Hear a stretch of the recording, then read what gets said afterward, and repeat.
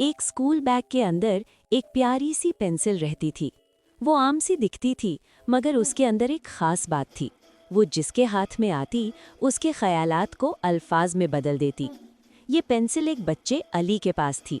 अली सुबह स्कूल जाता, सबक लिखता, तस्वीरें बनाता और अपने ख्वाब कॉपी में उतारता। पेंसिल को खुशी होती कि वो इल्म फैलाने में मदद कर रही है। एक दिन अली को गुस्सा आ गया।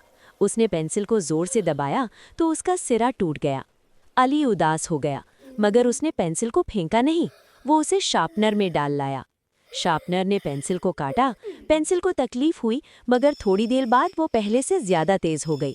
अब वो साफ और खूबसूरत लिखने लगी। वक्त के साथ पेंसिल छोटी होती गई, मगर उसकी लिखी बातें ज्यादा कीमती बनती गई। आखिर में जब पेंसिल बहुत छोटी रह गई, अली ने मुस्कुराकर कहा, तुमने मुझे बहुत कुछ सिखाया है। पेंसिल ने दिल ही दिल में सोचा, मेरा मकसद पूरा हो गया।